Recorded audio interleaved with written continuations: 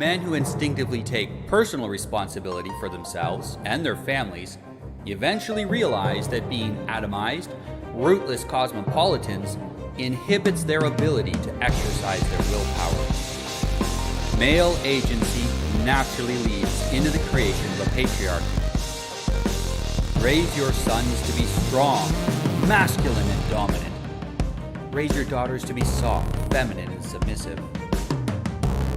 The bad behavior that we see for women today is simply a rebellion against men's failure to benevolently dominate.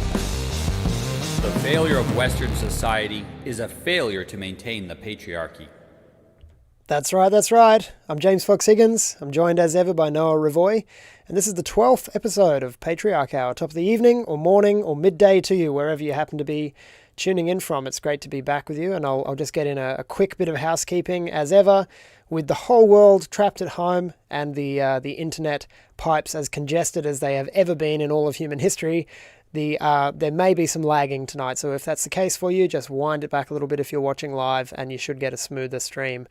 I'll say it once and only once. Welcome to Port Film Co-op as well, who is our moderator in the chats for the evening. And Noah, how are you doing today? I'm doing wonderful. The quarantine's been fairly good to me. More time to exercise, more time with the family, and everybody's just kind of enjoying the quiet time that we've got. Excellent. Yeah, I sat down with the family for dinner last night. It's been amazing. We've been having almost every day 3 meals a day all together. My wife, my sons, and my mother, and even the 2 dogs, sitting by the table in the corner, chewing their bones. And I sort of did a little spiritual leader check-in with the women and the children. It's like, how's everybody doing? This has been a really different time than normal. None of us have left home in, quite a few days, except for one little shopping trip. And we all just looked at each other and just said, we could get used to this. This is really, really great. This has been the best 18 days of my life in some ways. It's been amazing just to be at home and truly present to being the leader of a family. It's such a gift.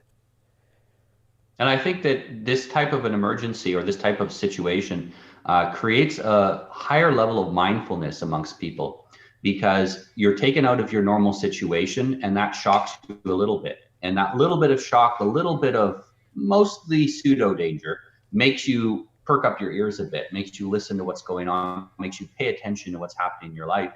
And then we make better decisions. A lot of people I know, they're on social media less during the quarantine than they were before, when they were busy with all kinds of things, because they're thinking about it and they're saying, I don't want to spend all day on social media arguing with people. I'm going to get off. I'm going to go see my family.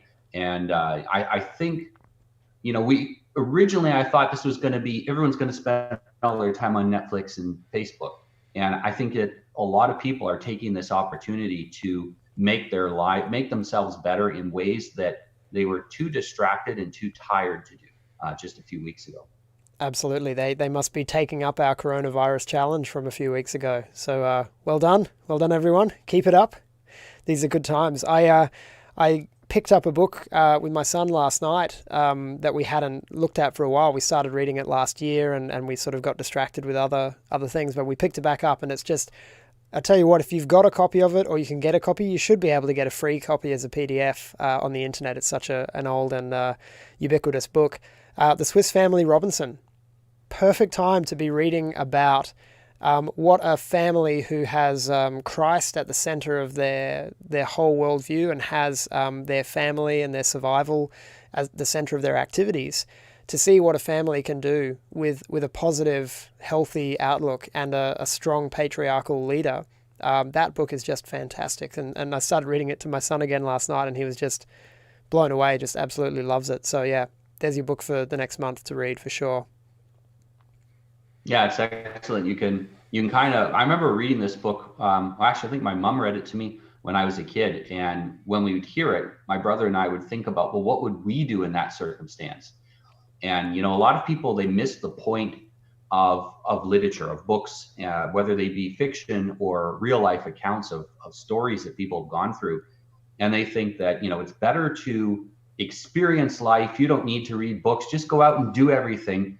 But there are a lot of ways that we can prepare for challenges and face them much better when we have gone through it in a sort of fictional way or read stories of real people's survival, it is a way of having intergenerational wisdom passed on to us so that we don't have to reinvent the wheel every single generation.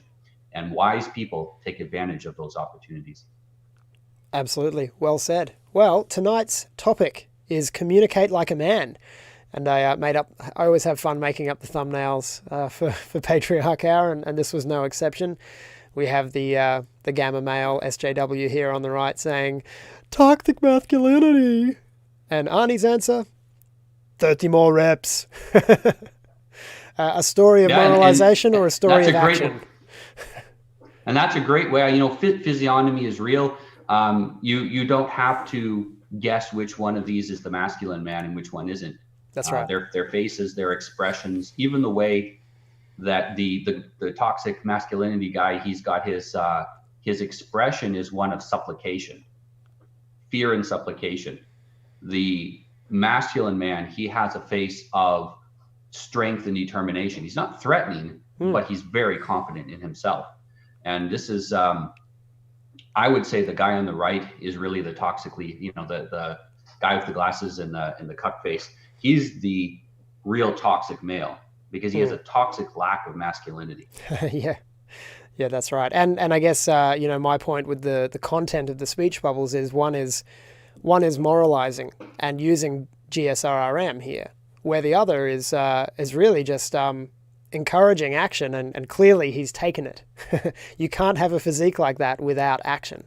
And this is one of the other, one of the other hallmarks of masculinity in our estimation is that being part of being a man, an essential part of being a man is action. And as we talked about in our last show, I think it was, vigor is the currency of masculinity, and vigor is expressed in our physical action.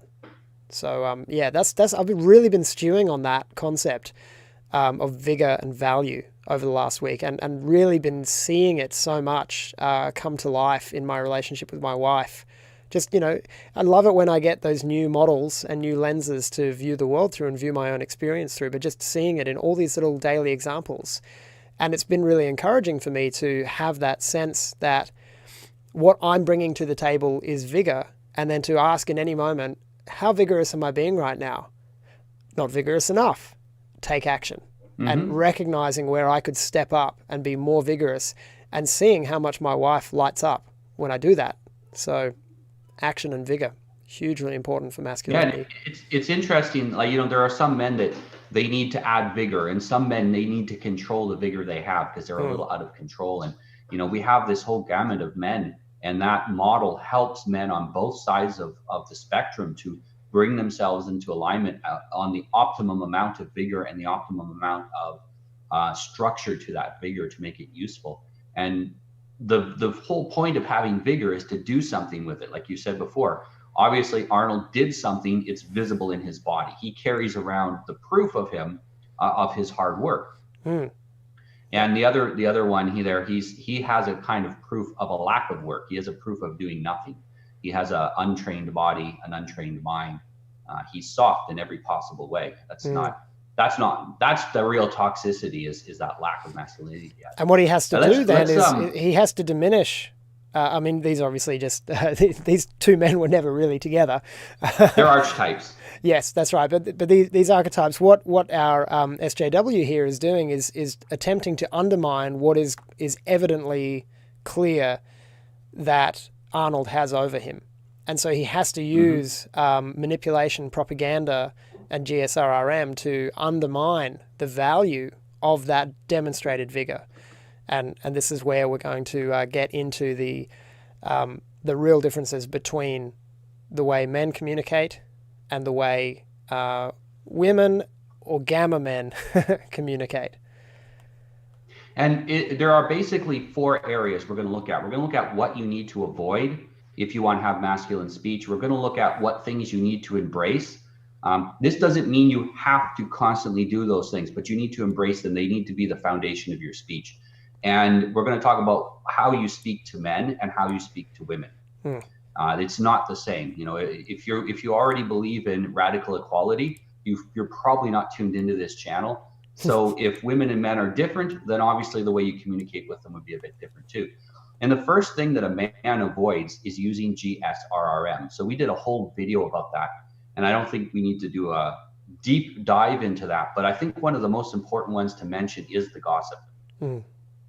Men gossiping is disgusting. Yeah.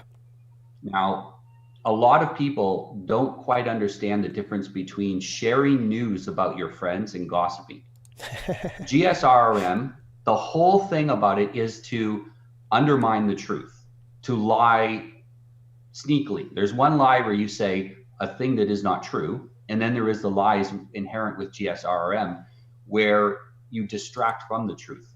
You undermine the truth. You try to make the speaker the issue instead of what they're saying, this type of stuff. So the gossip is done in such a way to undermine and to ruin reputations. Reputation destruction is part of the GSRRM. And then it's a problem. If you're a man, it's great to say, oh, did you hear James, our friend, so-and-so, his wife just had a baby. Oh, that's great. Okay, this is not gossip. No. Sharing news about your friends is not gossip. The same with shaming. A lot of people misunderstand that. There is a time to shame when the shame helps to bring the truth to light. Yes, and So it's best to be done directly too, not through other channels or through reputation destruction. Yes, not passive aggressive. The whole GSRRM is passive aggressive behavior. Yep. The whole thing. And I didn't specifically write that because I really consider that to be part of the GSRM is the passive aggressivity. That's the whole mood that goes through it. Instead of addressing a situation directly, you passively undermine it. And men don't behave like that. And when men do behave like that, both women can do it to other women, to men, and they don't react so poorly to each other. When men do it, women are disgusted and so are men. We find it unnatural and unhealthy. And this is the first thing you need to avoid. And I would suggest going and watching that video that we did earlier and really seeing exactly what it is and taking the time to examine your speech, consciously examine how you talk. When we say speech, we don't just mean face-to-face conversation. We're talking how you post on social media, how you talk to people that are strangers, how you talk at work, how you make emails, this whole entire thing. It's your whole communication. So I say communicate like a man. Something that strikes me as troubling is how much women are not used to men who don't gossip. And it speaks to just how prevalent the gamma mentality is among men these days. And part of why we're doing Patriarch Hour to try to combat that and to encourage men to learn to recognize it in themselves when they're behaving that way and to denormalize it as a masculine pattern of behavior. But yeah, somebody, a female friend of mine the other day was asking if I'd talked to such and such about her, and I was just surprised because it doesn't occur to me to gossip. I have no interest in gossip whatsoever. And my answer was just, no, I don't do gossip. If I want to talk to you about anything, I'll talk to you, and I don't know these people anyway. So yeah, just to see how much it's become a prevalent behavior among men, especially on the internet. I think that's the internet brings out the gamma in a lot of men because they have this artificial protection of anonymity, the keyboard warrior mentality. And men, when they're Very physically often together pure in a gamma. military situation or in a gym, they don't gossip because the physical threat is imminent. Yeah, hey, absolutely. And, we've said this. I've said this before. Getting punched in the face is the traditional cure for being a gamma. It happens often enough, and you learn to shut up. And if you learn to shut up, your mind will start to adjust, and you will start if you force good behavior, it will have an impact on your thinking patterns. We often think that it's always thoughts create actions, but actually it's thoughts create emotions, which create actions, which create the thoughts again. So it's a cycle. It's not a straight line.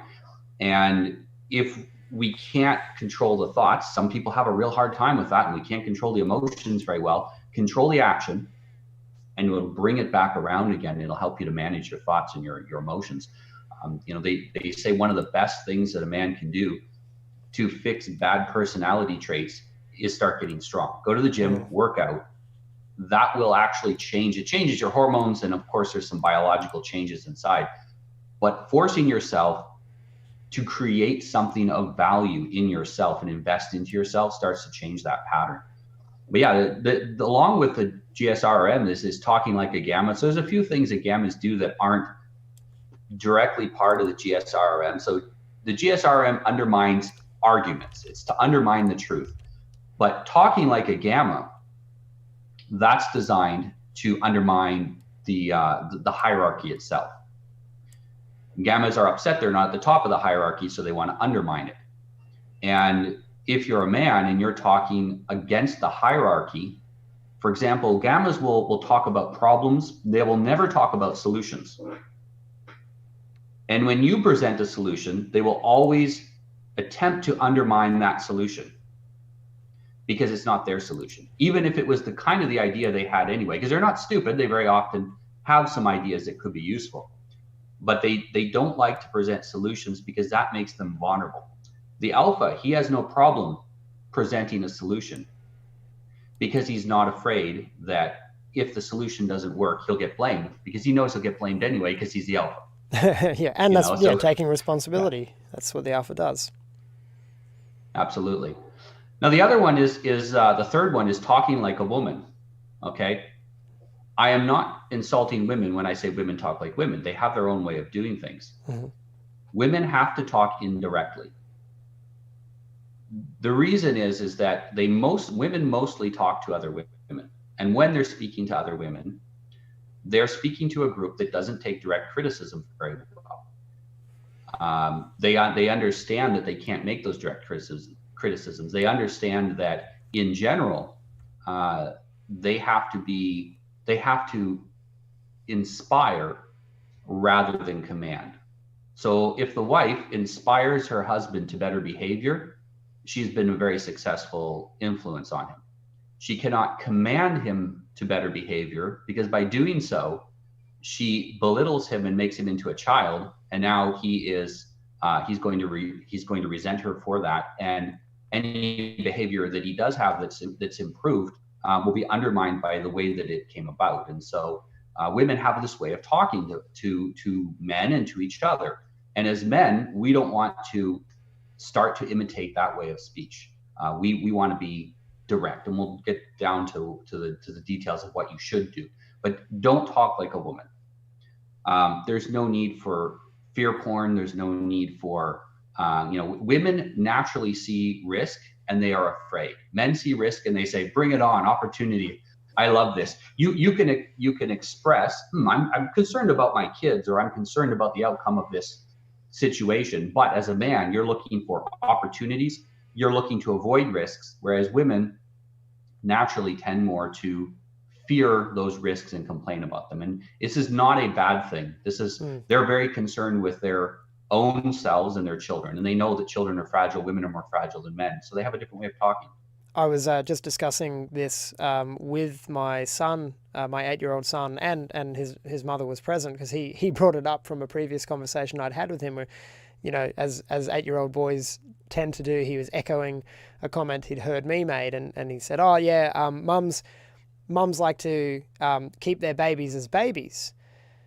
And I realized that I'd made that comment in trying to help him understand why why his mother and I are so different in our approach to him.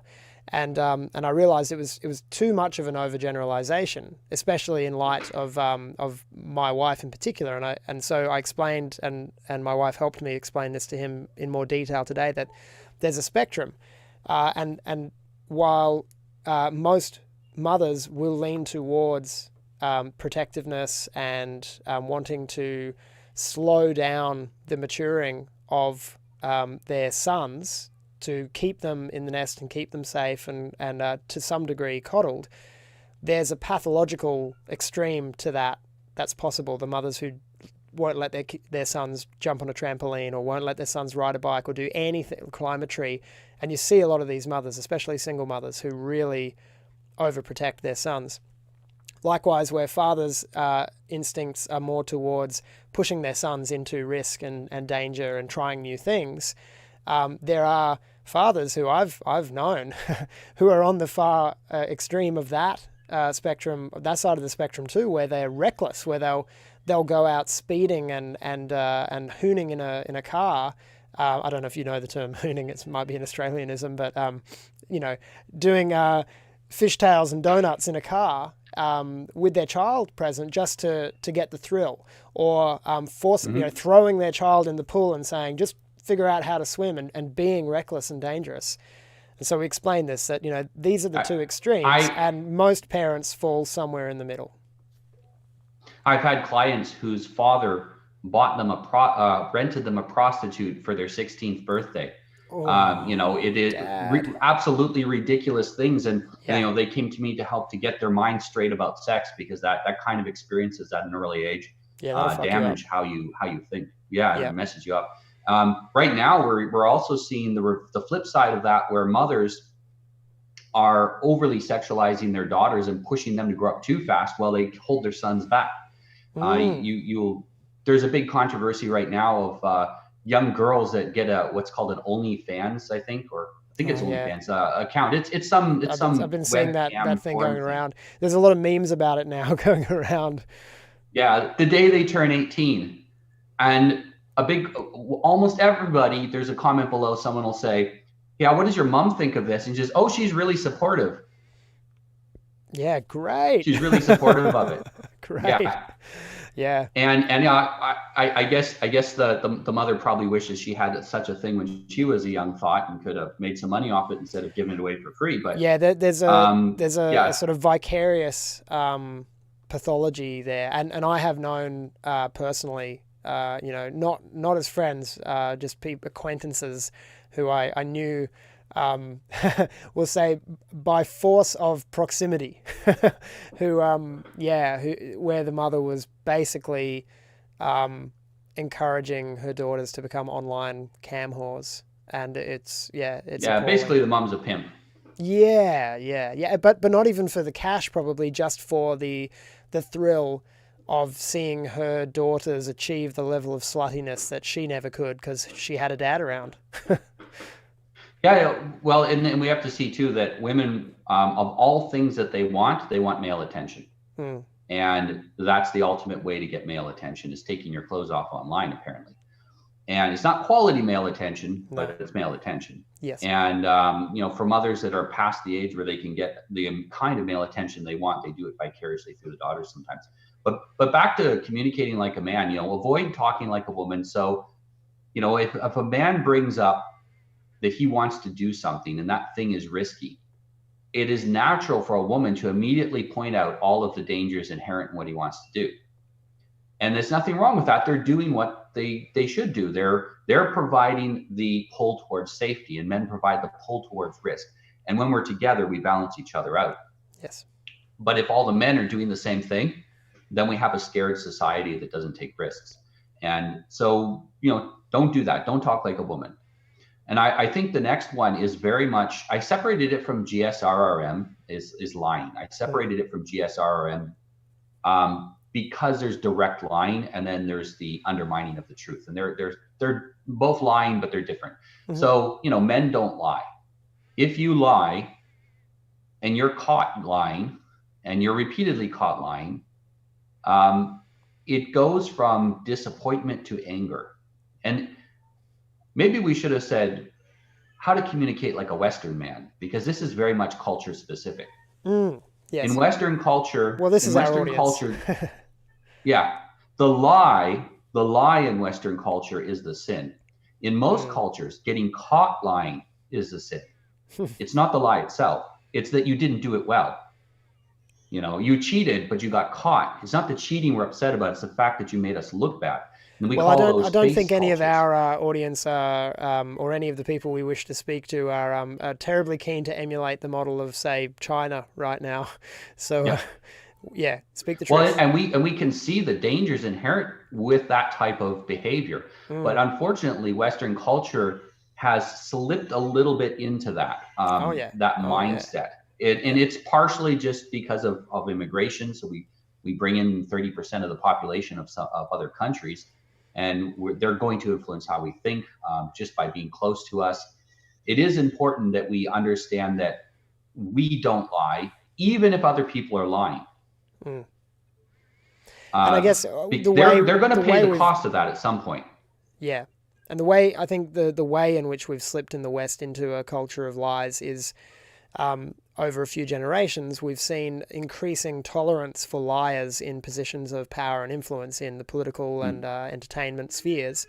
And as a result, children are growing up watching this behavior, knowing intuitively. We can sense when people are lying, and we can also see in reality when the words don't match up with the effects or the reality of it.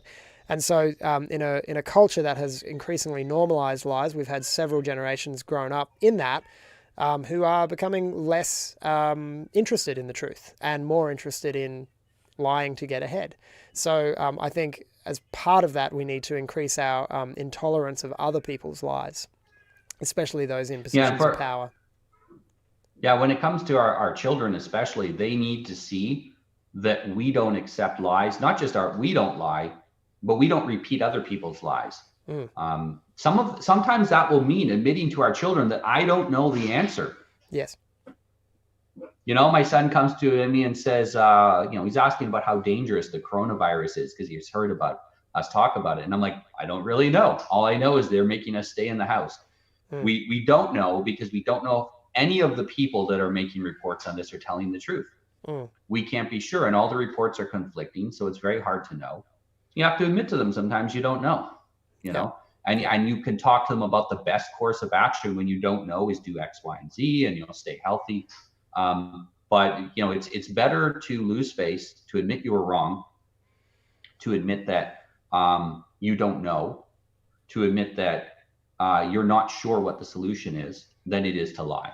If we adapted that culture of lying, we would lose the vigor of our culture, because vigor requires the truth to be told. Otherwise, it becomes dangerous. It gets out of control. And we can see what an out of control viral contagion does to an entire planet when the original people that have it lie about it instead of dealing with it truthfully. Yep. I think the next one is very important. We got to move on because let's keep going. Patriarch Hour, not Patriarch 2 hours. I don't want to make you late for lunch again today. Self-deprecation. So self-deprecation. Don't even accept it amongst your peer group. And what is that? That's when you belittle yourself. Why don't you belittle yourself as a man? Why not do that? Well, the main reason, a lot of people think that it's humor. They think it's funny, because there are some comics that do it, and therefore it's supposedly funny. But you are part of a group, and that group, the quality of that group is made up of the quality of its members. That group might be your family. That group might be your male peer group that you're in. And when you belittle yourself, you're belittling the group. I've had the exact same conversation with a number of men that have been in my peer group, my social groups. And I said to them, look, you have to quit the self-deprecating humor. We let you into this group. We judged that there was something of value to you as a man. If you're telling us that you're a low quality man, that you don't belong in this group, you're saying that we have bad judgment, that we made a mistake letting you in this group. Now, if we did make a mistake, prove it, we'll kick you out, Yeah. But if not, have some respect for our judgment. As older and more mature men who brought you in here, because we see that you have value and vigor that we can cultivate, and that usually fixes it. That's a great way to approach it with men. You will see this. I've said this too to men who were using this self-deprecating humor in relation to their wife, calling her, "Oh, she's my better half," basically saying that they're scum, she's amazing. And I said to them, feminists love that. You know what you're saying? Yeah. Do you know what you're really saying? My wife has terrible judgment in men. Yeah. It's so bad that she picked me. So it's insulting to those that are around you. My wife and I both find that kind of humor, especially when whether it's the man making the joke about himself, or especially when it's the the wife, speaking ill of her husband for the sake of humor. We find it so disgusting. We can barely be around people like that. But I must admit that as far as men go, I can't think of an example other than, probably like 15 years ago. One particular guy who I knew who was incredibly talented, like amazingly talented, hardworking, very, very gifted guy, but just could not accept a compliment. Even a factual statement about his ability made him so uncomfortable that he had to self-deprecate all the time. And it was sort of, it was quite disturbing how much he had to be down on himself, that it made him freeze at a lot of opportunities. But thankfully, I think he really grew out of that and seized life by the throat eventually and succeeded at a lot of things. It might have just been a product of his youth and his particular upbringing. But yeah, it's not an attractive quality. And you said the right thing. He grew out of it. He Yes. grew in to become a man. And when he became a man, a full man, not just a physical man, then he stopped doing it because it's not a manly thing to do. And the most offensive part about it to me was that it was dishonest. They were lies. Mm-hmm. When he was clearly objectively able in the things that we were commenting on, that people commented on, but he was unable to accept the reality of his own gifts. He was lying, and it was his worst quality. But yeah, otherwise it's not something I've encountered too much, but then I do tend to hang around with masculine men. Yeah. Oh, and I see it in one other place that I'm going to mention very briefly. Certain types of Christians love to wallow in the I am a fallen man and everything is terrible and I am so little and insignificant. And it's fine to acknowledge that, compared to the universe, we're tiny and insignificant. Do it in a dark closet when you're talking to God. Don't do it around other people. Exactly. Don't do it around other pastor. people. Yeah. Well, because it starts to border into the self-pity and nihilism. And I think that people do this because it's a convenient excuse for why they fail to live up to the rules that they set for themselves and for others.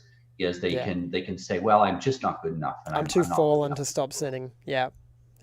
Yeah. This way they don't need to have consistency in their behavior because they've already undermined their reputation sufficiently that it's not going to take a hit from inconsistent behavior. The last one is really important: self-pity and nihilism. So self-pity, everybody knows what that is. Feeling sorry for yourself is not a very masculine thing. It is perfectly fine for a little kid to feel sorry for himself. It is not okay for a man to do that. The reason is it's demoralizing to all those who rely on you. And if you're a man, somebody relies on you. That's just the way it is. Yeah. And you can think it, but you cannot say it. It's not permitted to be that way in public, and especially around your wife and children. If you're in pain, shut up about it. Nobody wants to hear about it. Go talk to another man about it and talk about it factually. Don't whine about it. Say, I have pain, I have problems, I need help. You go to your doctor, you tell him, you instruct your doctor where to direct the treatment. You don't whine about your problems. And the reason is because it undermines our own masculinity when we do that. Yep. There's a really good example of how to channel those sometimes very legitimate fears and worries that we have as men, especially when we lead a family. In, I think, chapter 4 of the Swiss Family Robinson that I was reading last night, maybe chapter 5, where William, the father, and his son Fritz make their first expedition back to the ship to get supplies and get the livestock to bring. And he's separated from his wife and his 3 other sons. And they've set up a signaling system, but it's just one sentence where he describes, because it's told in the first person like a diary, he describes the actions that he and his son take to prepare for their trip back the next day.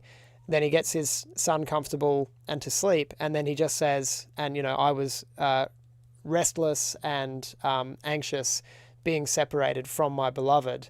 But, the next morning came and I saw the signal was okay and we got on with things. So, it's okay to have these feelings of worry, but as a leader of a family, you have to sometimes bear that burden alone in order to be an effective leader.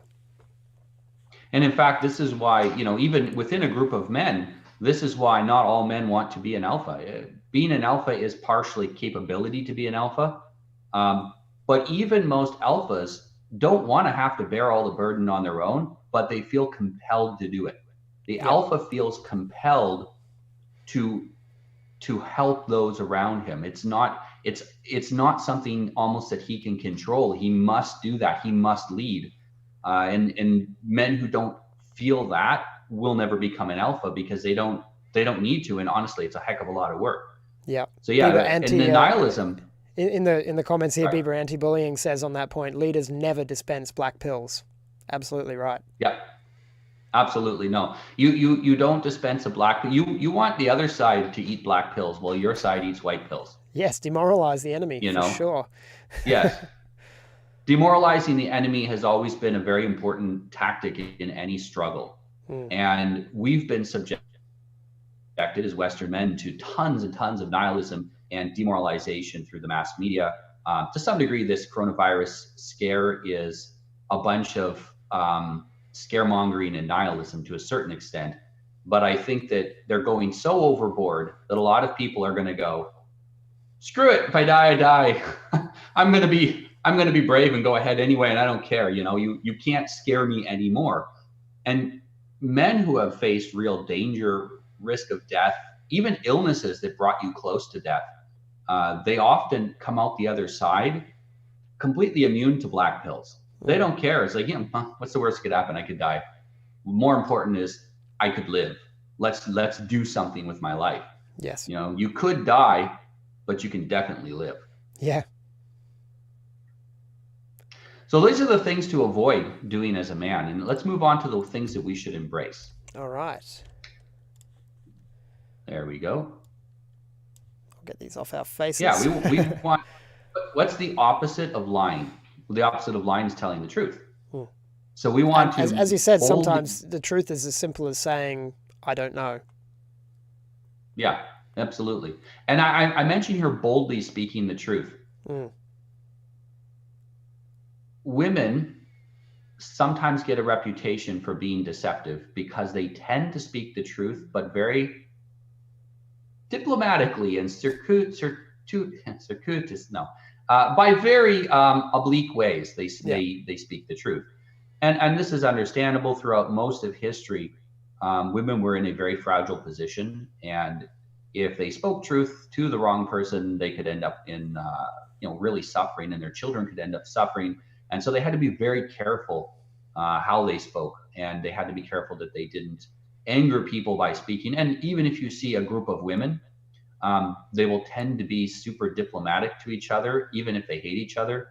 If you've watched one of those nice girl movies, that's basically the thing, or the mean girl type movies. That's the type of thing that they tend to do. And so that is opposite of how a man should speak. We need to speak boldly. We need to be very direct in speaking the truth. There are times, of course, when we just need to shut up. But when it's time to speak the truth, do it boldly without fear. Don't equivocate. Don't speak half truth. Just say it plain and clear. And that's the second part, getting to the point. A lot of speech is wasted words.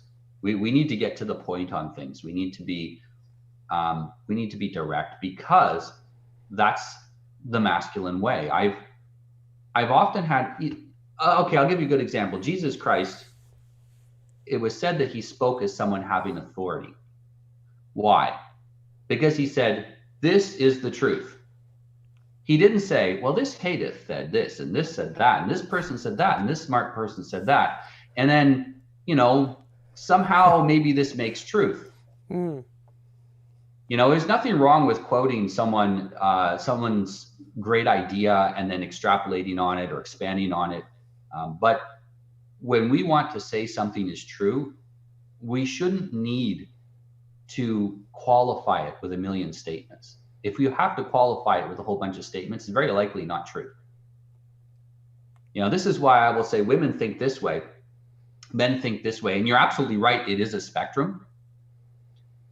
But some people feel the need to, every time we mention that, to knock salt us, oh, not all X are like that. Not all women are like that. Not all men are like that. And that's not the point. The point is that people in general behave according to certain patterns.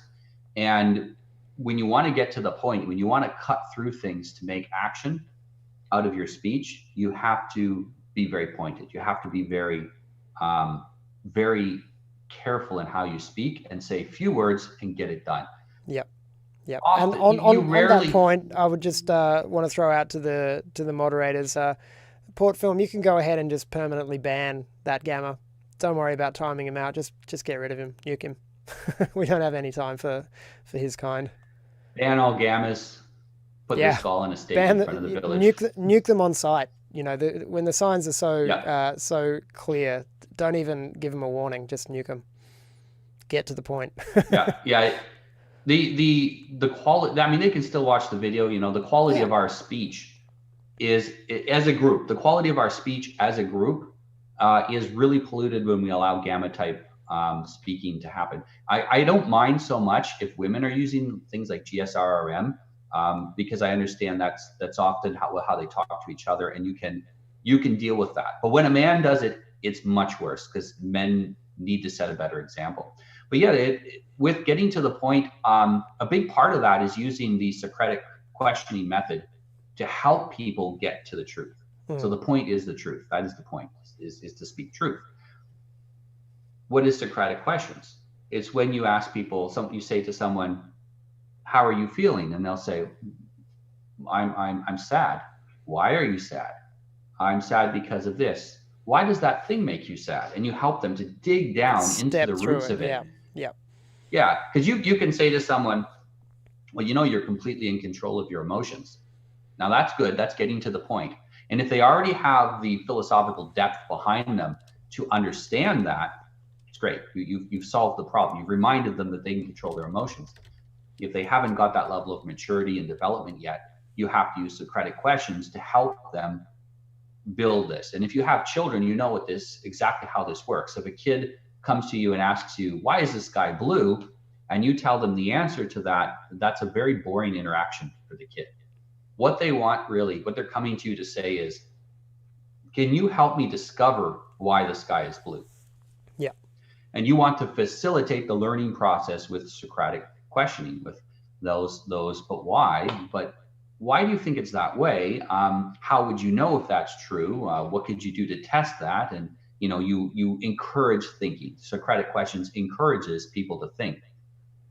And I got to tell you, when you try it on Gammas and other people who are sort of committed to a fallacious position or are committed to the lie, man, does it get under their skin when you try to start a Socratic dialogue with them, and they will avoid walking through things step by step. And I encountered this quite a lot at the beginning of my red pill journey when I was still on Facebook and attempting to enlighten people along the road with me. And help them to wake up to the lies that they had imbibed that I had too. And, you know, I'd had my red pills, I'd woken up and I was wanting to bring them along with me. But to get them to see the deceptions that they were investing in emotionally through Socratic questioning was often, you know, really like, I felt like Sisyphus sometimes, you know, they just would not follow you in the Socratic dialogue. They would constantly avoid questions, change the subject, or come back to GSRRM. And it really takes these lenses to recognize those behavioral patterns and know when there's a lost cause and when somebody can't be guided through a Socratic series of questions.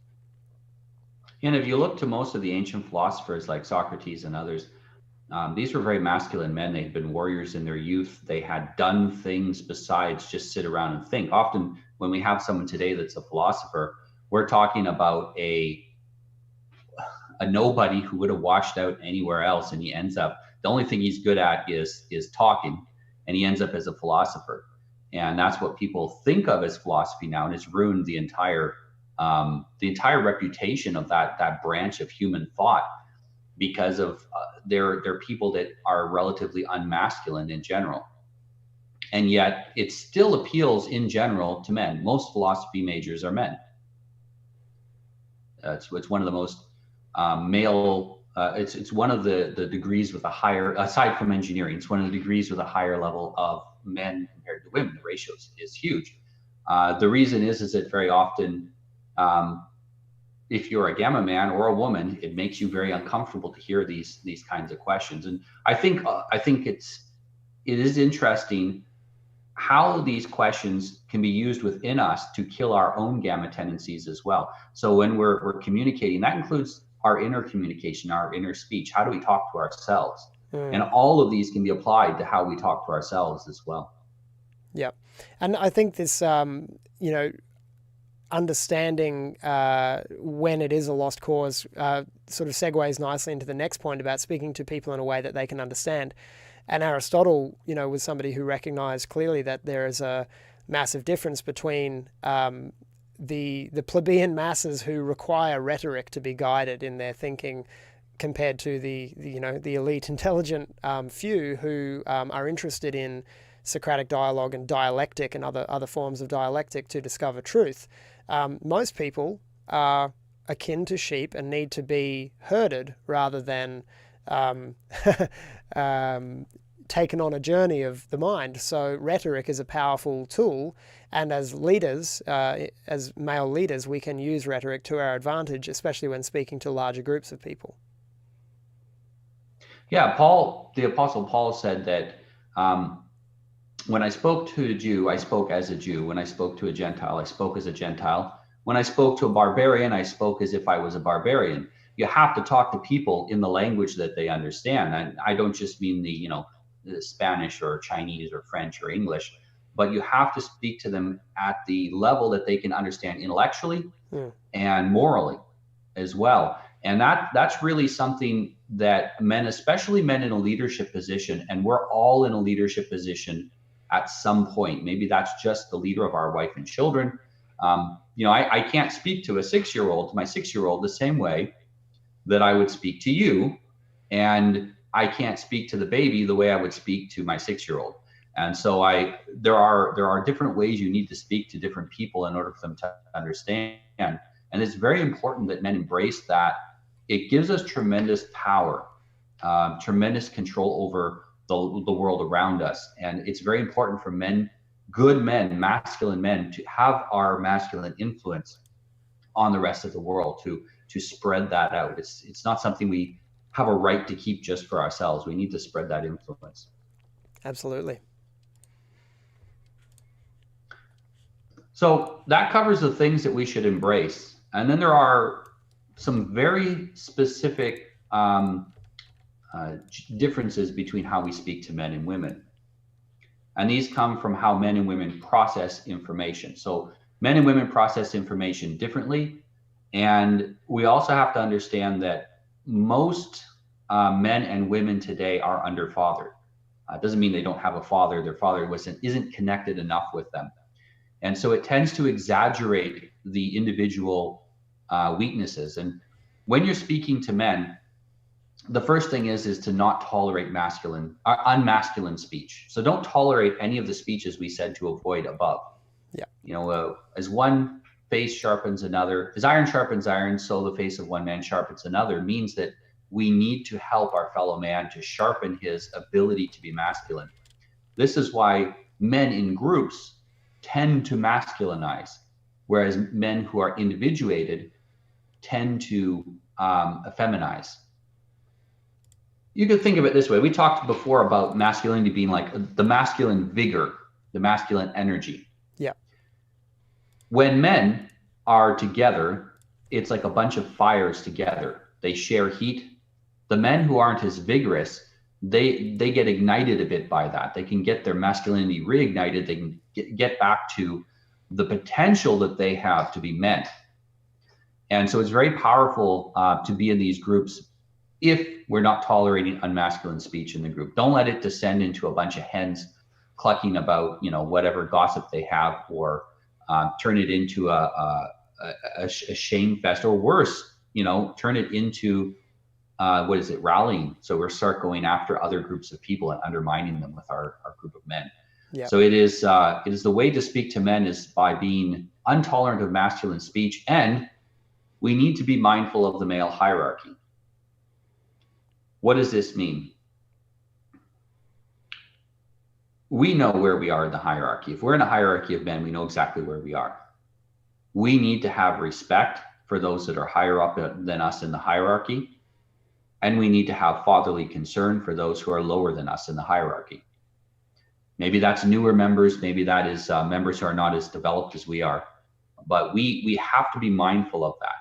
There is a way to speak to, if you're part of a group and this group is formed by a man and the man has rules for how the group behaves, and you can't come in and say, I'm just not going to follow the rules and start challenging his authority in the group. As we just saw in the chat. If you want to challenge, if you want to challenge his authority in the group, expect that man will kick you out of the group. Expect the swinging ban hammer. Yep. And the only successful way that, I mean, historically, there's only one way you're going to succeed at that. You're going to have to kill him or drive out the current alpha. And if you were that not much of a man, you probably would have started your own group and not be in someone else's group undermining them. So, we have to be mindful of that male hierarchy. Men who are organizing groups are putting a lot of effort into this. They are suffering to create something that other men can benefit from, and we need to have some respect for that and respect for that hierarchy. If you're in someone else's house, if you're a man and you're visiting another man, you're in his house.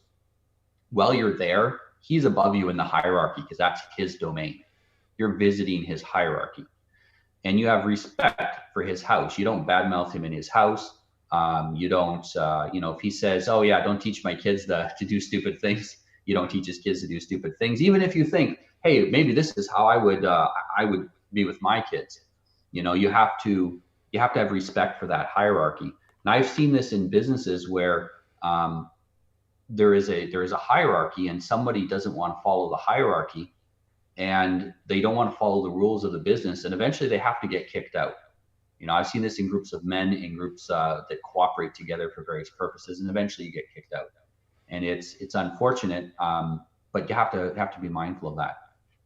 Yeah, and I guess the key to both of these points here, I think, being successful in any group is for the culture is really going to be determined by A, the leadership of the hierarchy, and B, the balance of people who are on board with that culture under that leadership and those who are new to it. So if you bring, you can bring one man into a group who has a gamma pattern of behavior, and very quickly, if he wants to stick around, he'll get in line because the rest of the group have the culture well established, have the rules laid out, can remind him, issue some warnings, and and then really once a man is demonstrating that he is railing against and intending to subvert the culture and the rules of the hierarchy, then he clearly doesn't belong there and isn't going to be happy there anyway. So it's doing everyone a favor to remove him. But in a lot of cases,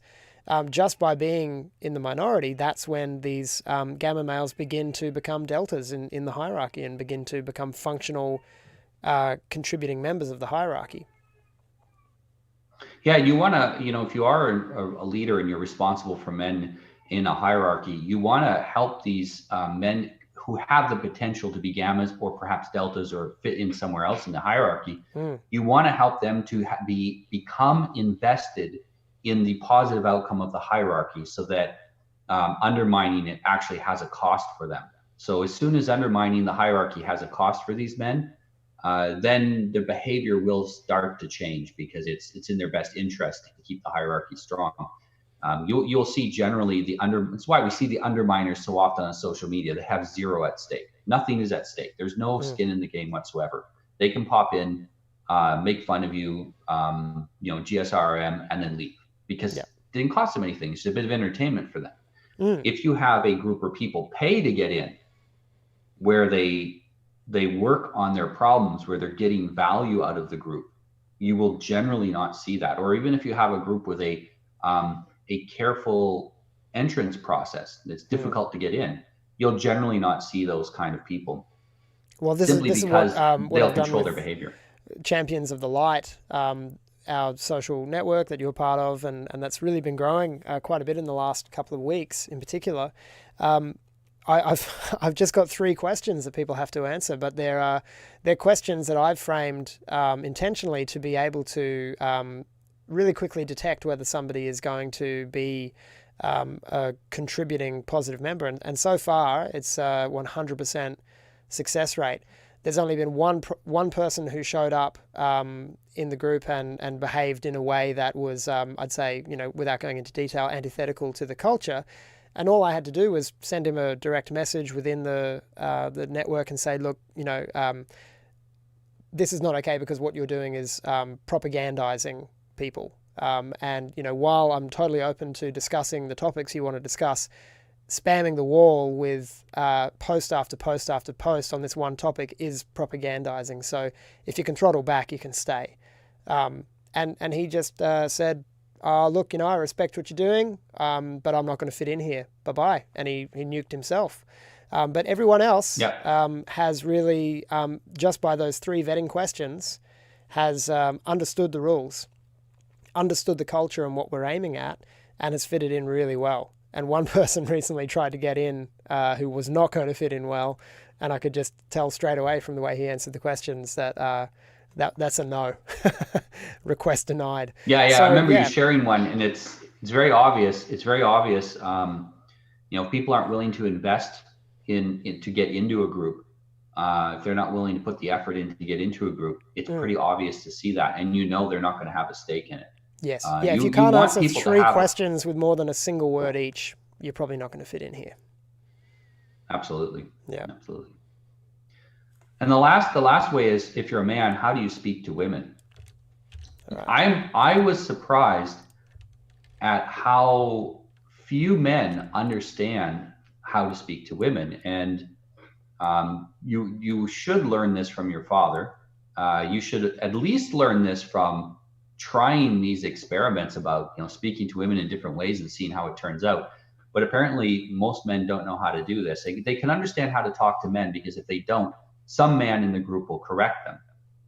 If you're not speaking to women correctly, what'll happen is they don't want to see you anymore. They'll disappear.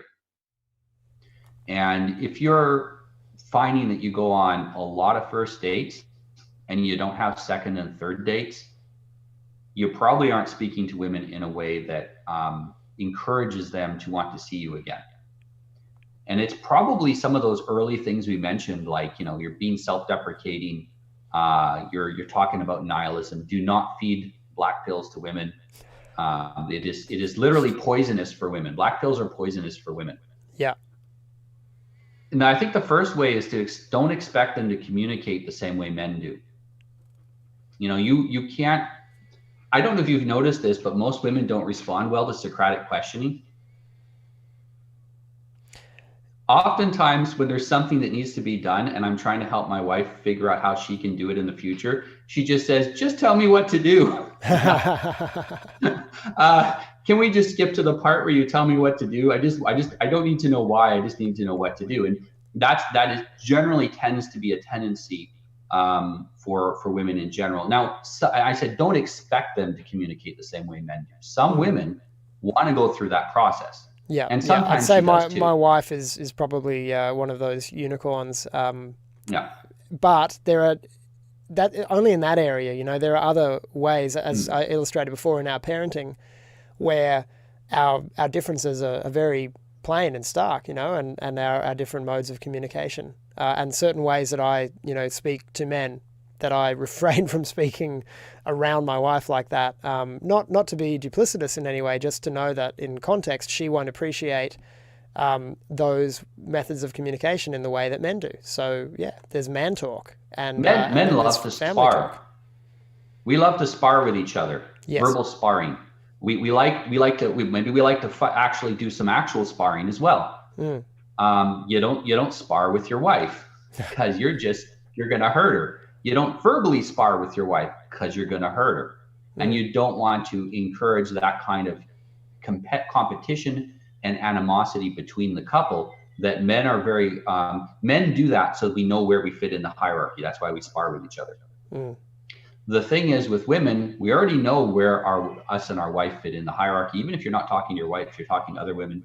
And they're not in the hierarchy. hierarchy is a male thing, they're on the side of it. They are usually connected to some man in the hierarchy, so they can be at his level, but there is a different position there, and so there's a different way to talk to them. And a great example of this is that if a woman says, does this dress make me look fat? All of us understand that there is right and wrong answers to that. Now, I agree, do never lie to her. Don't say, oh, you look great in that dress. On the other hand, I wouldn't say it's not the dress that makes you look fat. That also doesn't work. Yeah. You have to find a truthful answer that is palatable to her. The reason she's asking you that question is she's testing you. Do you love her? Do you find her attractive? And are you going to tell her the truth, but in a kind way? Women do want to be told the truth, but they want to be told it in a way that doesn't destroy their generally very fragile egos. Now, our wives might be outliers on most things, but most women have fairly fragile egos because they're underparented. And they will either bounce between the like thinking they're a princess or thinking that they're a total wreck and not worth anything. And so they have this bounce back and forth in this fragile ego. And when we speak to them, we have to understand that and take that into consideration. If you have a fat man in your group, you're going to go to him and go, look, you poke him in the belly and go, look, you're getting kind of fat. You're making us look bad here. You're in our group and you're becoming the physical weak link of the group. We'll help you. Let's come to the gym with us and we'll take care of you. You can't say that. You can't walk up to your wife and poke her in the belly and say, hey, it looks like you're putting on a little weight. You got to start exercising, blah, blah, blah. It doesn't work. There are other ways to talk to women. That'll end up in family court, guaranteed, if you do that for too long. My wife has always been really kind to me when it comes to asking my opinion on clothing. She's always given me two options rather than having to answer, objectively in a way that might hurt her feelings. Probably not, but yeah, she's always, if she asks my opinion at all, it's always like, which one do you prefer? Well, that's easy. Yeah. I like that one. Yeah, exactly.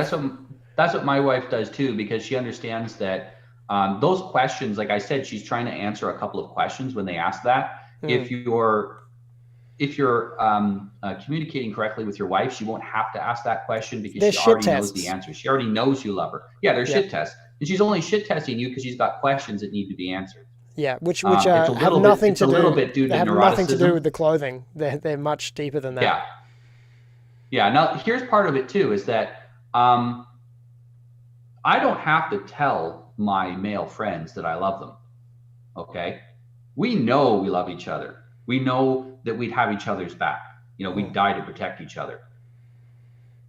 But I can't assume, I can't apply that same rule with my wife. She needs to hear, I love you. Women need to be reassured of how you feel, and not verbally necessarily. Communication is more than just verbal. It's showing it as well. But there needs to be some verbalization of that. There's right and wrong ways to do it, but you can't expect that they will extrapolate everything from behavior and be totally okay with that, like men generally. And although we could do a whole show on this, and maybe we will at some point, find out if you don't know your spouse's love language, find out what it is. There are ways you can test it and find out, and each person has their own love language, and usually they differ within a relationship. My love language is different to my wife's, and hers happens to not be verbal. Mine is verbal. So I like the verbal praise, and my instinct is towards giving it, but she doesn't receive it as the love that I intended as. What she likes to see is action and acts of service. So the more I'm moving my body about and doing things for her, fixing things out in the garden, digging, mowing, like doing physical stuff in service of our home and in service of her, running missions, whatever it happens to be for her, that's how she feels loved. So understanding ways in which your partner receives love is far more important than giving love the way you like to receive it. That's a really, it's been a huge thing in our relationship when we figured that out some years ago. Yeah, I'm really happy you brought that up. It's 5 love languages. It's ways to communicate that aren't always verbal. We think, communication, it's always verbal. Maybe there's a little bit of body, that thing about communication's 80% body language.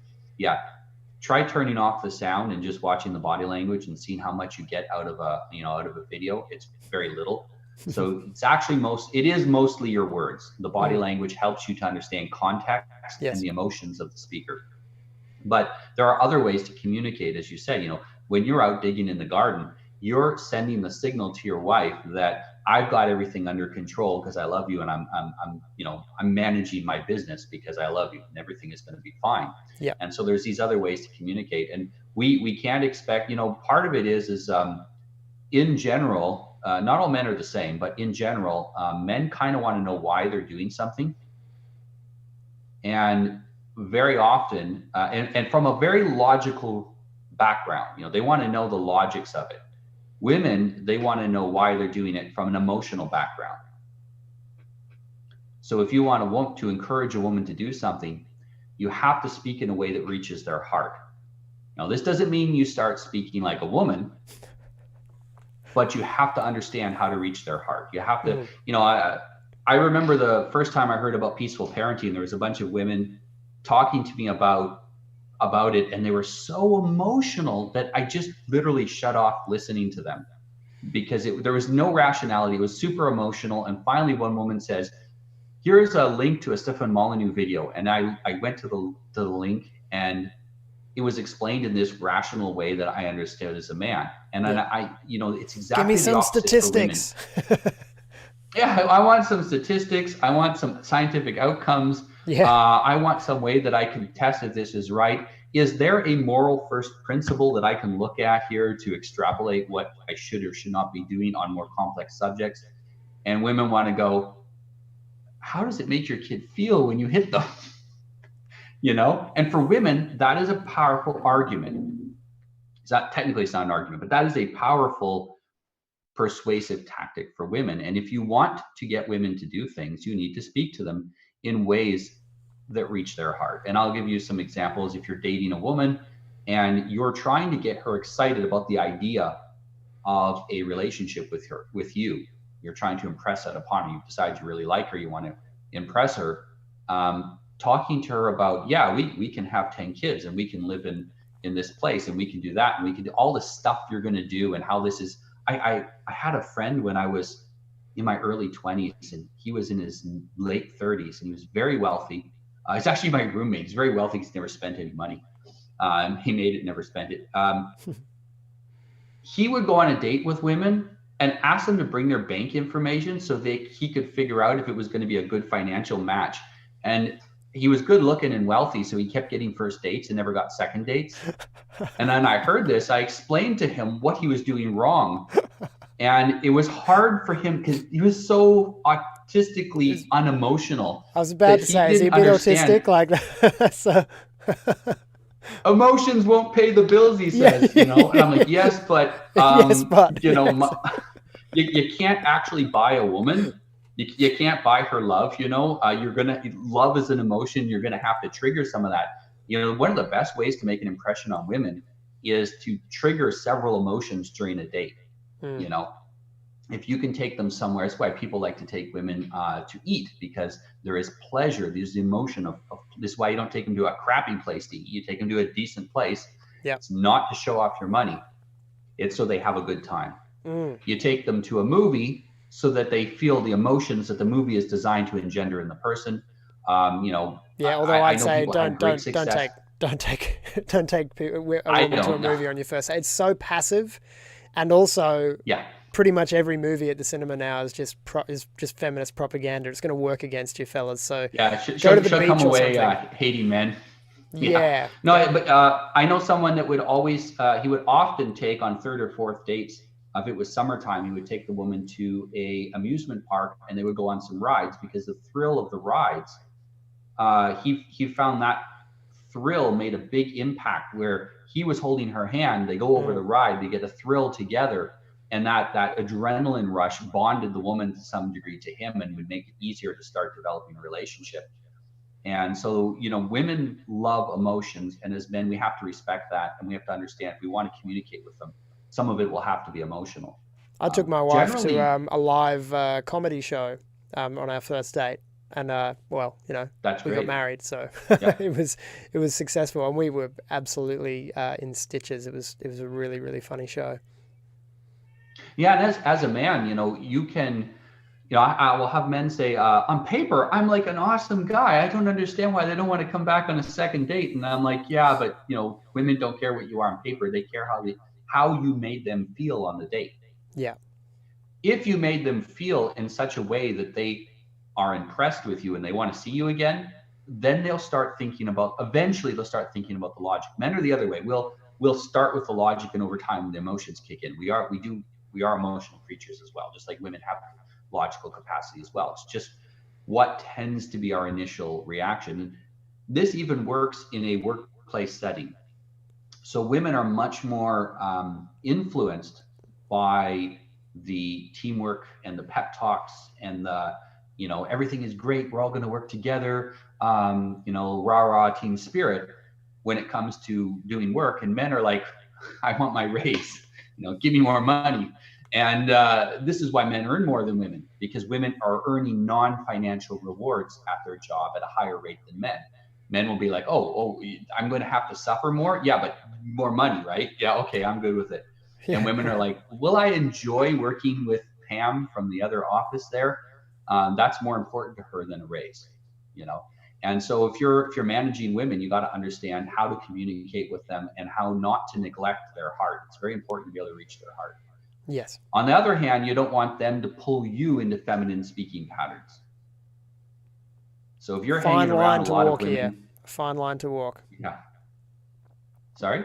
It's a fine line to walk here, you know, for men to Yes. be able to understand the communication that that works for women without being lured into speaking the way that they do. Yeah. So women will accept a man's direct speech if it's done in a way that reaches their heart and that and that excites them and gets them to have some positive emotions. Women will turn away from men that speak like women. Mm. You know, so like you said, it's a fine line between speaking in such a way that women will be motivated by what you say or will listen to you, and then speaking in such a way that you sound like you're another woman, because that's a real big turnoff for women. They love masculine men. Most women want to listen to masculine men. Forget the feminists. They're a very small group. Most women want to listen to masculine men. The last part about being decisive, I posted on Twitter that if you're a man and you ask your woman, where do you want to eat dinner?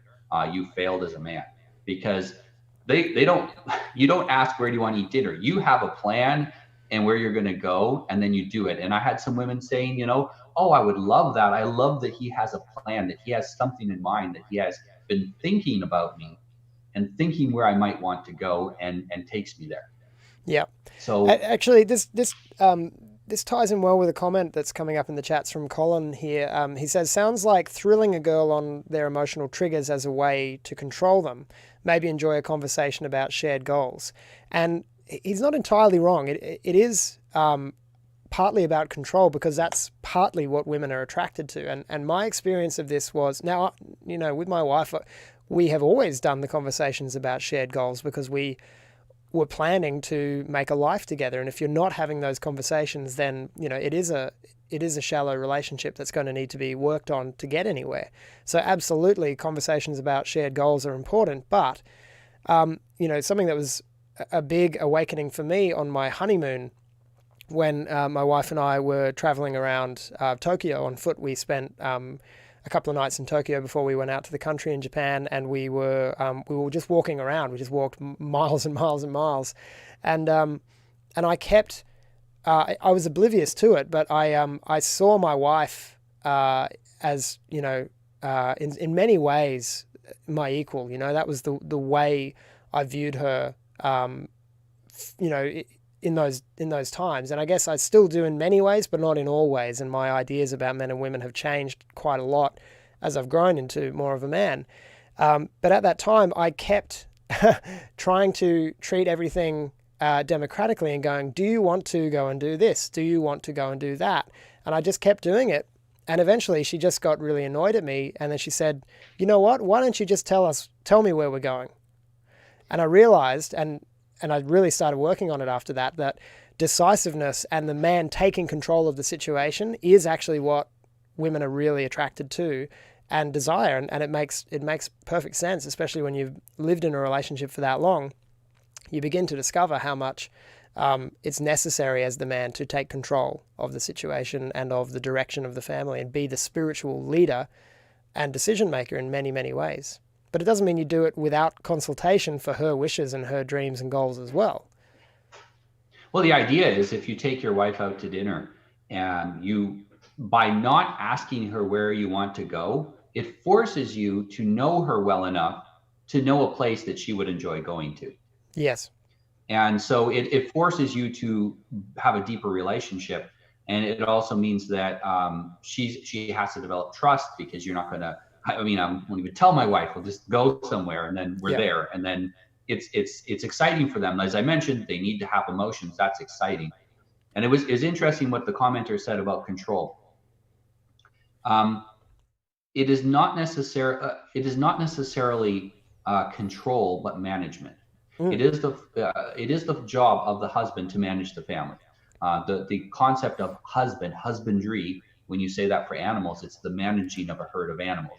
You're not controlling where the sheep go, but you are leading them in the right direction. You can't push animals. You have to lead them.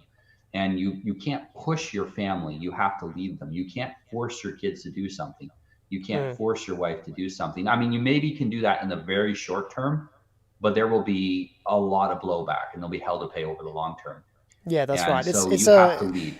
It's a benevolent dominance, as we talk about, rather than a malevolent one. And there, it is important to understand that distinction, because a lot of men get it wrong, or they get so afraid of taking control of the situation and steering the ship as the leader of a family, that they yield that role to the woman, to the wife, and usually that will lead to unhappiness. Not always, but I think usually it would. And when I've been talking to couples where the husband was indecisive and it was causing problems in the relationship, I would ask the wife or the husband, what happens if the husband is decisive and it doesn't go well? Okay. And this is the concern for men. What if I decide and it doesn't go well? What's the worst thing that could happen? Well, part of it is accepting that the worst thing could happen. Worst thing could happen when you make the right decision. You could get in a car accident on the way to the restaurant. Everything bad could happen. But as men, we don't focus on all those potential risks and negativity. We look at the opportunity and we go out and we seize the opportunity. And we're all descended from the people that successfully seized opportunities, reproduced, and survived until then. We're the people who consistently failed. They're not in the gene pool anymore. So we've got a pretty good foundation to go out and make those decisions. And most of the time, the consequences are nothing. They're basically nothing. Especially if you've got a good woman and you take her to a place that is not her favorite type of food. You don't have to take her to her favorite type all the time. You can take her to your favorite type as well. And she sometimes has to adjust to you, and sometimes you're going to eat what she likes. But what's the worst thing that can happen? She doesn't want to eat. Great, you save some money. No big deal. It's most women are wise enough to be thankful, even if it's not exactly what they wanted. Yeah, that's right. And being bold enough to take those risks and sometimes get it wrong. Women, especially when they love you, are very forgiving, and as long as you're paying attention, it's not too hard to get it right in some way. And it really is often for women the thought that counts. And I know, taking that example again of my wife getting irritated with me on our honeymoon because I had become indecisive and I'd become democratic. Part of the reason why she was annoyed was in comparison to our early dates, and in particular our first date, where I didn't tell her where we were going. It was all a surprise. I planned out the night, made the decisions, was bold and took that risk, and it went well, and she loved it. And by the way, for those who are asking, I finally remembered the name of the comedian. It was Stephen K. Amos, British comedian, and I don't remember what the jokes were, but at the time we found them hilarious. But yeah, I went from making decisions because I wanted to impress her in those dates to, well, now she's my wife. she wanted me to keep playing that role and impressing her, but I'd taken a step back and become more passive and democratic in my approach, and it was less attractive to her. So yeah, maintaining that impression making process as a man, I think, well, getting back to it has served my marriage well, we'll put it that way. Yeah, it's absolutely true. Women, they want to be impressed. They want to, an impression is a feeling. They want that, they want to be excited that when they go somewhere with you, it's going to be interesting.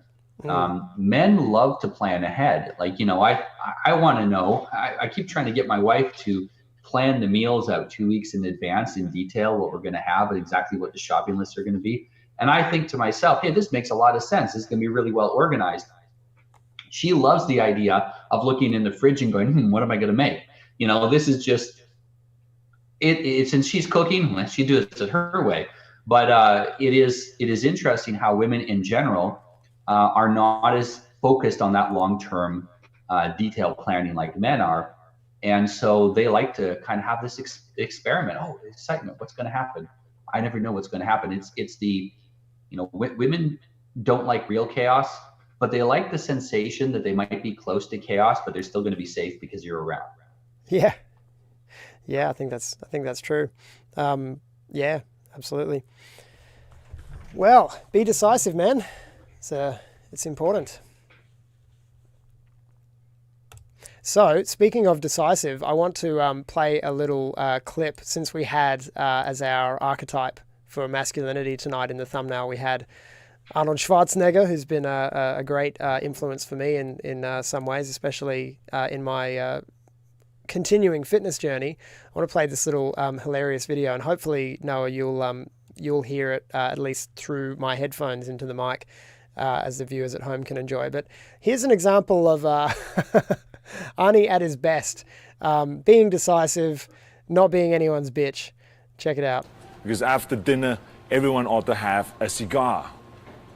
So I tried it. Well, the rest is history.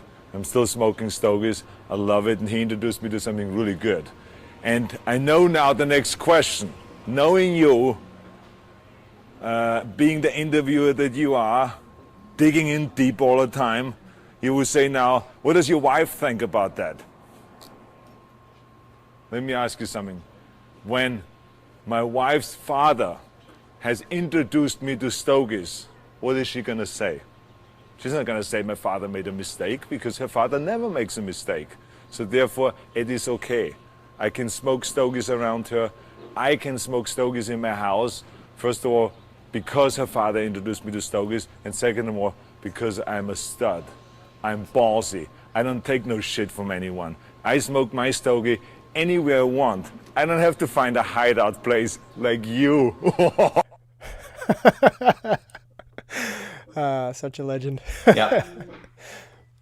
Yeah, and that's the thing is, if your wife is making you feel nervous about being decisive, then it's probably because you have not been decisive enough. You are not showing her enough signals that she can understand she can trust you, and you need to be the man she can trust.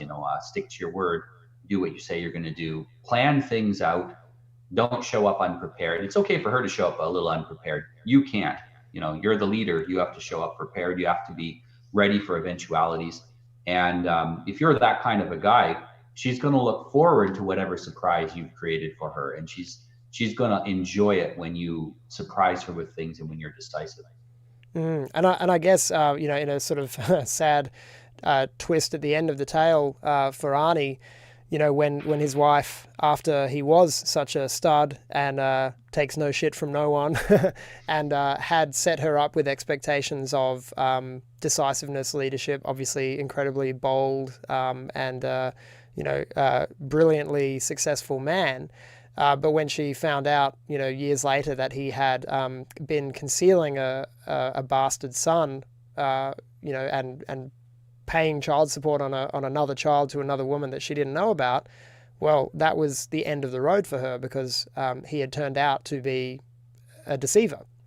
And, that's how it goes. So tell the truth. Tell the truth.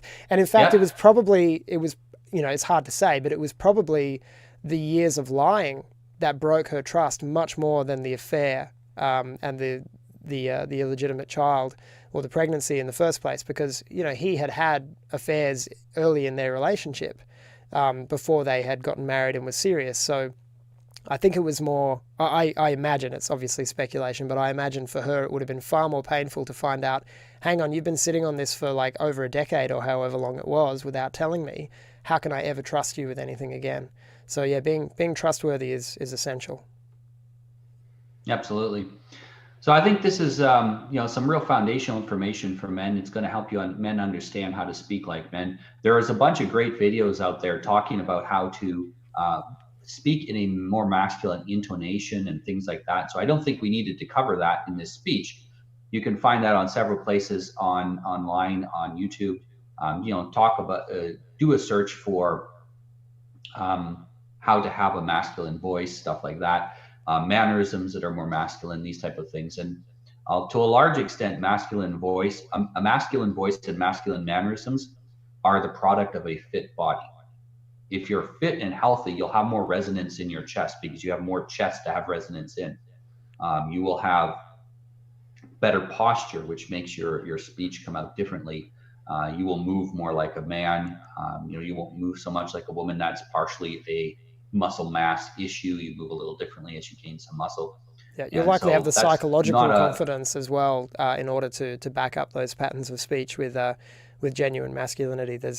There's few things that can give you as much confidence as being physically strong as a man. Absolutely. Yep. So men, if you have any questions, if you'd like to speak more like... Sorry, we've got a bit of delay. You go on. Sorry, if you'd like to speak more like a man and you're struggling with it, no problem. It's the delay. You're slightly delayed, so you start talking. I didn't notice you started talking. If you're a man and you're trying to speak more like a man, you're trying to get over some bad habits you have. Perhaps you've had periods of indecisiveness with your spouse, and now she is nervous about you being decisive, or maybe you've been having problems because you've never been decisive. Contact James or contact myself. We can help you with that, and we can help you to learn the skills you need. It does not take very long. A few sessions and your marriage will start to change dramatically. You don't need to bring your wife into sessions. You need to come into sessions. And your changes in behavior will affect her behavior. If it's affectable, if it can be changed, it'll be changed through your changes. So talk to us. We can help you with that. That's right. Yep. Take the lead. This is the role you were born for, men. If you are married or if you're in a relationship that's headed towards marriage and children, then yeah, absolutely, your wife will love and appreciate more than anything if you can take the lead spiritually and take the lead in the culture of your home and take the lead physically too. So yeah, we can absolutely help you. You'll find Noah on Twitter at Noah Revoy. You'll find me on Twitter at James Fox Higgins. We're both also at championsofthelight.com. I'm sure Port Film Co-op will put that link one more time into the chats so that you can conveniently hit the website with one click and answer our 3 vetting questions. They're not really hard. They're just they're framed so that I can tell if you're a genuine member of our community waiting to happen or not. So we'd love to see you there. And thanks to everyone at home for joining us. This has been Patriarch hour and a half tonight. We're a bit closer. We've been going over 2 hours previously. We're trying to make it 1 hour. It's hard to control the amount of sharing we have on these topics because we really do think about these things a lot and practice them in our lives. So thanks for joining us for this Patriarch hour and a half, number 12. And Noah, thank you, and I'll see you again next week. My pleasure, James. Excellent. All right, take care, everyone. Good night. Bye.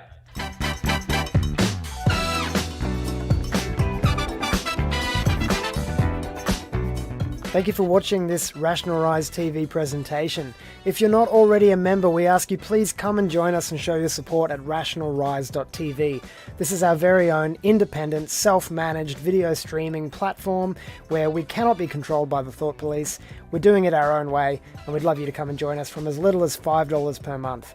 If you've enjoyed my show and you'd like to support me in other ways, a great way to do that is to grab a copy of my book, The Ghost of Emily, or its sequel, The Ghost of Delacroix. Both of them are available on Amazon, Barnes & Noble, Booktopia, and all the rest.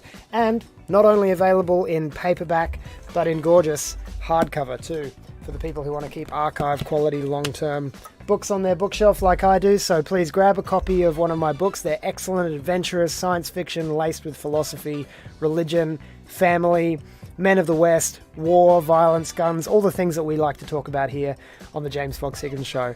And of course, you can join us as well at our new social network, championsofthelight.com. This is a brand new platform. We're still getting started, but we would love for you to come and request to join. And gradually, we're going to be inviting people in to create an awesome community of like minds to share these ideas and to celebrate all of the beauty and the culture and the history of the European peoples, as well as to uplift and support the future of Western Christendom. Thanks again. I'm James Fox Higgins, and I'll see you next time.